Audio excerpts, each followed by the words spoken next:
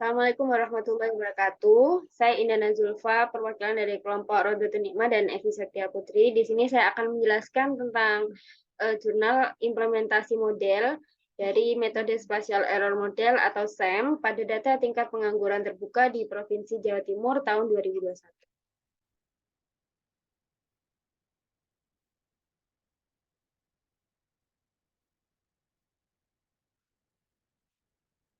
Nah, yang melatar belakangi penelitian ini adalah yang pertama, pengangguran itu merupakan isu dan fenomena di seluruh dunia yang masih perlu dilakukan banyak penelitian. Kemudian yang kedua ada tingkat pengangguran di Jawa Timur ini meningkat setiap tahunnya sehingga data yang kami gunakan adalah data di Jawa Timur. Kemudian beberapa faktor yang mempengaruhi tingkat pengangguran menurut beberapa penelitian terdahulu itu yang signifikan ada PDRB, TPAK, dan IPM di mana dalam penelitian ini kami menambahkan variabel jumlah penduduk dan jumlah pengangguran non terdidik. Berikut adalah jurnal acuan yang kami gunakan, yang menggunakan metode spatial error model. Di sini data yang kami gunakan ada 5 variabel independen dan satu variabel independen, di mana variabel dependennya itu adalah tingkat pengangguran terbuka, dan kemudian untuk variabel independennya di sini ada PDRB sebagai X1, IPK sebagai X2, kemudian tingkat partisipasi angkatan kerja sebagai X3, jumlah penduduk non terdidik sebagai X4, dan jumlah penduduk sebagai X5. Nah, di sini adalah persentase tingkat pengangguran terbuka. Nah, di sini dapat dilihat bahwasanya ada bagian daerah yang berwarna gelap,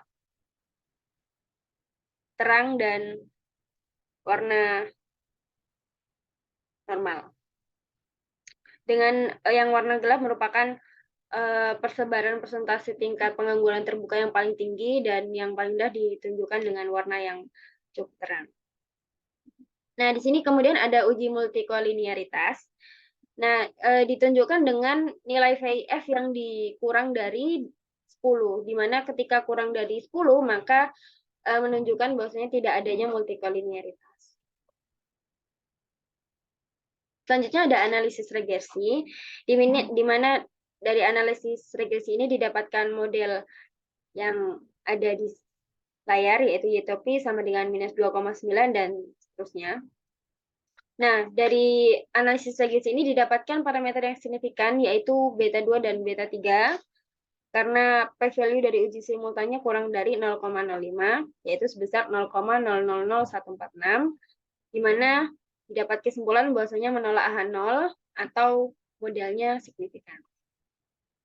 Kemudian selanjutnya setelah didapatkan model regresi tadi, perlu dilakukan uji dependensi. Nah, dari uji dependensi atau indeks Morath ini didapat nilai 0,1679. Nah, karena dia nilainya di bawah dari Z 0,05 atau 1,64, maka dia menolak H0, di mana hal tersebut menunjukkan bahwasanya terdapat autokorelasi spasial sehingga dapat dimodelkan dengan menggunakan model regresi spesial. Nah, kemudian untuk regresi spesial yang digunakan itu menggunakan uji LM. Di sini uji LM yang digunakan adalah LM error atau metode SEM, karena dari gambar di samping ini dapat dilihat bahwasanya nilai p-value dari LM error itu di bawah 0,05 atau H0 ditolak, atau bisa metode SEM ini yang lebih baik digunakan daripada LM LAC atau LM Sarma, karena di sana p-value-nya melebihi 0,05. Selanjutnya, setelah dilakukan uji LM, maka dilakukan estimasi parameter model SEM. Nah, di sini didapat hasil bahwasannya